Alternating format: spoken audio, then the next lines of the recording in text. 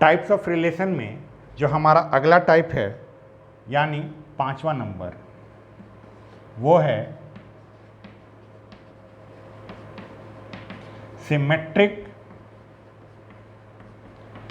Relation. Symmetric relation को हिंदी में सममित संबंध कहते हैं। क्या होता है ये सिमेट्रिक रिलेशन, ये सममित संबंध? आइए इसको देखते हैं। मान लीजिए ए जो है सेट ए का एलिमेंट है और बी जो है किसी दूसरे सेट बी का एलिमेंट है। ए जो है कोई अवयव है किसी सेट ए का और बी जो है अवयव किसी दूसरे सेट बी का है, तब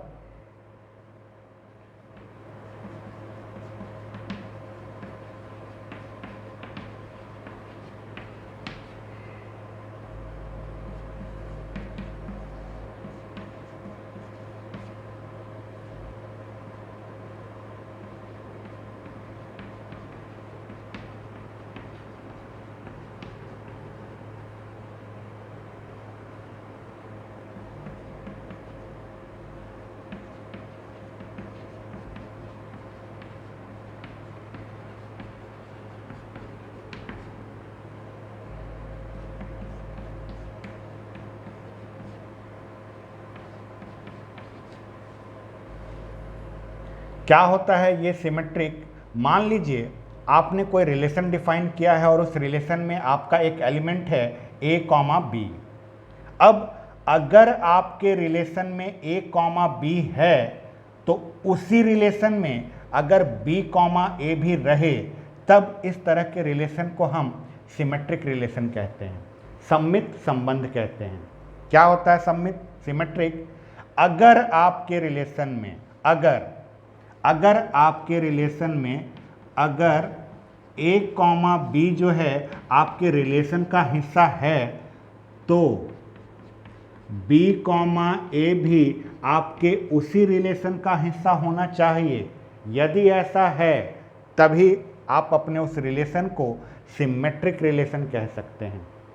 जैसे मान लीजिए आपने एक सेट ए लिया, सेट ए में आपके जो एलिमेंट हैं 1 2 3 हैं। यहाँ पर एक चीज़ और ध्यान से समझिएगा, हमने यहाँ पर दो अलग अलग सेट लिए थे। जरूरी नहीं है कि आप दो अलग अलग सेट लें, आप एक सेट में भी सिमेट्रिसिटी बता सकते हैं। हमने जैसे एक सेट लिया ए, इसका एलिमेंट हमने लिया 1 2 3। अब हमने यहाँ पर एक रिलेशन डिफाइन किया, रिलेशन में हमारा एलिमेंट 1 1 है, 2 3 है, 3 2 है, 1 3 है और 3 1 है। अब जरा सोचिए, आपके रिलेशन में जितने भी एलिमेंट्स हैं आप उनमें से किसी भी एक एलिमेंट को चुन लीजिए, किसी भी एक को चुनिए। जैसे हमने चुना 2 3। अब हम इसको देखकर तो यही कहेंगे कि 2 3 जो है हमारे रिलेशन का हिस्सा है। तो क्या 3 2 भी इस रिलेशन का हिस्सा है?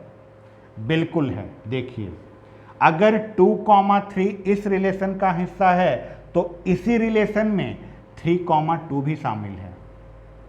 यहाँ देखिए 1 3 है, 1 3 अगर इस रिलेशन का हिस्सा है तो इसी रिलेशन में 3 1 भी है।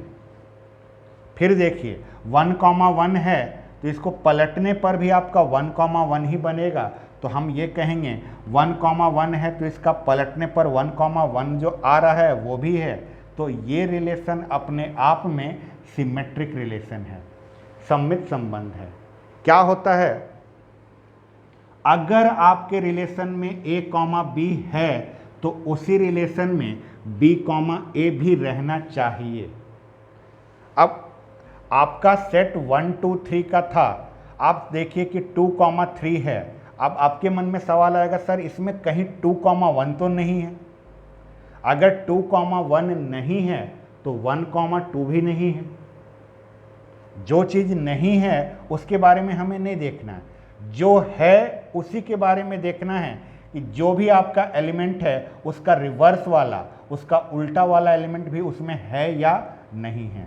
जैसे अगर हम अपने रिलेशन को ऐसा लें 1, 2, 2, 3, 2, 1, 1, 3, तो क्या ये रिलेशन क्या सिमेट्रिक रिलेशन होगा? आप चेक कैसे करते हैं सिमेट्रिसिटी को? सिमेट्रिसिटी को चेक करने का सबसे आसान तरीका है कि आप किसी भी एलिमेंट को पकड़िए। मैंने ये एलिमेंट लिया, इसको देखकर मैं क्या कहूँगा कि 1, 2 जो है इस रिलेशन का हिस्सा है। 1, 2 अगर इस रिलेशन का हिस्सा है तो इसी रिलेशन में 2, 1 भी होना चाहिए। देखिए यहाँ पर है 1, 2 अगर इसका हिस्सा है तो इसको पलटने पर 2, 1 जो बनता है वो भी इसी रिलेशन का हिस्सा है। आप इसको पकड़ के देखिए, यहाँ पर 2, 3 है। 2, 3 जो है इस रिलेशन का हिस्सा है। क्या 3, 2 भी कहीं पर मिला? 3, 2 तो है ही नहीं। अगर एक एलिमेंट भी अगर आपको ऐसा मिल गया जिसका पलटने पर वाला बनने वाला एलिमेंट आपका इसमें नहीं हो तो आप तुरंत मना कर देंगे कि ये सिमेट्रिक रिलेशन नहीं है। 1, 3 अगर है तो इस रिलेशन में 3, 1 भी रहना चाहिए था, जो कि नहीं है। इसलिए ये रिलेशन अपने आप में सिमेट्रिक रिलेशन नहीं है। सिमेट्रिक रिलेशन के लिए बस आप इतना ध्यान रखिए कि अगर आपका a, b उस रिलेशन का हिस्सा है तो उसी रिलेशन में b, a भी रहना चाहिए। जितने एलिमेंट्स आपके रिलेशन में हैं केवल उन्हीं एलिमेंट्स को आप देखेंगे, बाकी कौन सा एलिमेंट यहाँ पर नहीं है उससे हमें नहीं देखना है। जितने एलिमेंट दिए जाते हैं हम सिर्फ उतने ही एलिमेंट की बात करते हैं।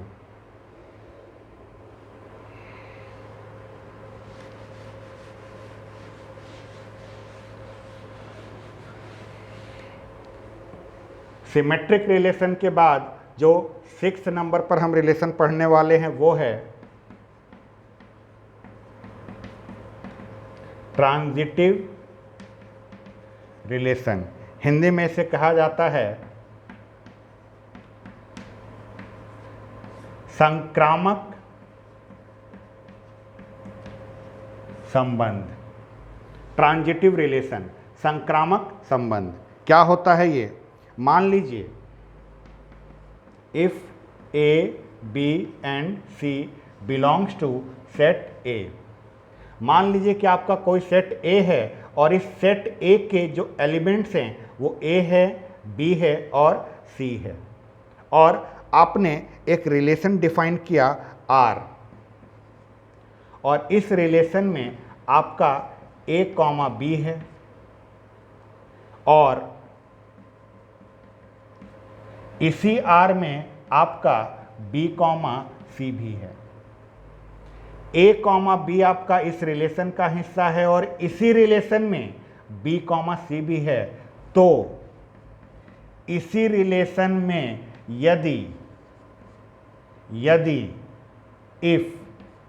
इसी रिलेशन में यदि A, C होगा तभी वो रिलेशन को हम ट्रांजिटिव रिलेशन कहते हैं। A का रिलेशन B के साथ है, B का रिलेशन C के साथ है, तो इसका मतलब A का रिलेशन भी C के साथ होना चाहिए। यदि ऐसा कोई रिलेशन है तो उसे हम ट्रांजिटिव रिलेशन कहते हैं। जैसे समझिए, मान लीजिए यहाँ पर हमने एक लाइन लिया, इस लाइन को हमने L1 नाम दिया। हमने एक और लाइन यहाँ पर लिया, इस लाइन को नाम हमने L2 दिया, और यहाँ पर एक और लाइन लिया हमने, इस लाइन का नाम हमने L3 दिया। अब जरा सोचिए, अगर L1 और L2 आपस में पैरेलल है, L1 और L2 अगर आपस में समानांतर है और L2 और L3 भी आपस में पैरेलल है, समानांतर है। क्या बात हो रही है? यहाँ पर बात हो रही है कि L1 जो है पैरेलल है L2 के, और L2 जो है पैरेलल है L3 के। ये L1 इस L2 के पैरेलल और ये L2 जो है इस L3 के पैरेलल है। तो क्या L1 L3 के पैरेलल होगा? बिल्कुल होगा। अगर L1 L2 के पैरेलल है और L2 L3 के पैरेलल है तो L1 और L3 भी एक दूसरे के पैरेलल होंगे। पहले समझिएगा पहले क्या हुआ है। पहले में L1 और L2 पैरेलल बताया गया, फिर L2 और L3 पैरेलल बताया गया। इन दोनों के होने के बाद अगर ये L1 और L3 भी आपस में पैरेलल हैं, तब हम कहेंगे कि ये पैरेलल का जो रिलेशन है, हम रिलेशन जो बता रहे हैं वो तो पैरेलल का बता रहे हैं। इसके और इसके बीच में हमने क्या रिलेशन बताया? इसके और इसके बीच में हमने पैरेलल का रिलेशन बताया, समानांतर का रिलेशन बताया। इसके और इसके बीच में हमने क्या रिलेशन बताया? इसके और इसके बीच में भी हमने पैरेलल का ही रिलेशन बताया। तो इसके और इसके बीच में भी पैरेलल का ही रिलेशन रहना चाहिए, जो कि यहाँ पर है। अगर ऐसा है तभी हम इस रिलेशन को ट्रांजिटिव रिलेशन कहते हैं। सिमेट्रिसिटी में एक चीज़ और समझिएगा, ये देखकर मुझे याद आया, सिमेट्रिसिटी में क्या था कि अगर A, B आपके रिलेशन का हिस्सा है तो B, A भी रिलेशन का हिस्सा होना चाहिए। इस एग्जाम्पल के थ्रू इसको भी समझने का प्रयास करिए। मान लीजिए कि आपका एक लाइन ये है, ये लाइन आपका L1 है और यहाँ पर एक लाइन है, ये लाइन L2 है।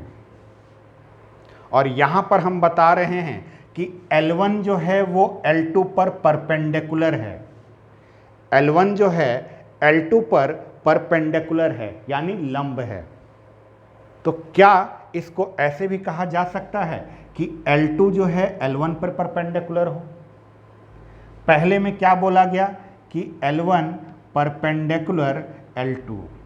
तो क्या इसका मतलब ये भी है कि L2 जो है परपेंडिकुलर होगा L1 पर? बिल्कुल होगा। ये लाइन अगर इस पर लंब है तो इसका मतलब ये भी होता है कि ये लाइन इस पर भी लंब है। यानी A, B अगर R में है तो उसको पलटने पर B, A जो बनेगा वो भी उसी R का हिस्सा होना चाहिए। यहाँ पर जो दो लाइंस के बीच में हमने रिलेशन बताया वो परपेंडिकुलर का रिलेशन है, तो इसको पलटने पर L2 और L1 में भी उसी परपेंडिकुलर का रिलेशन आ रहा है। तो ये हमारा सिमेट्रिक है। अब बात अगर पैरेलल की करें कि ये इसके पैरेलल है और ये इसके पैरेलल है, तो क्या पहला वाला तीसरे के पैरेलल है? बिल्कुल है। अगर ऐसा है तो हमने इसको कहा ट्रांजिटिव। ट्रांजिटिव और सिमेट्रिक दोनों में आप डिफरेंस समझिएगा। सिमेट्रिसिटी में बस एलिमेंट्स आपस में इंटरचेंज होते हैं, रिलेशन उनका वही रहता है। और ट्रांजिटिव में पहले का दूसरे के साथ रिलेशन है, दूसरे का अगर तीसरे के साथ है तो पहले का तीसरे के साथ भी होना चाहिए। अब बहुत लोगों के मन में आता है कि सर अगर पहले का दूसरे के साथ नहीं होगा कोई रिलेशन, तो पहले का जब दूसरे के साथ रिलेशन ही नहीं है तो आगे जाने का सवाल ही नहीं है। मान लीजिए A का B के साथ रिलेशन है लेकिन B का C के साथ नहीं है, तो भी हम आगे नहीं जा पाएंगे। A का B के साथ है, B का C के साथ है, लेकिन A का C के साथ नहीं है, तब ये ट्रांजिटिव नहीं होगा। ट्रांजिटिव होने के लिए A का B से रिलेशन होना चाहिए, B का C से होना चाहिए, इसका मतलब A का C से भी वही रिलेशन होना चाहिए, तब ये अपने आप में ट्रांजिटिव रिलेशन कहलाता है। इतना के बाद एक छोटा सा रिलेशन और बचता है।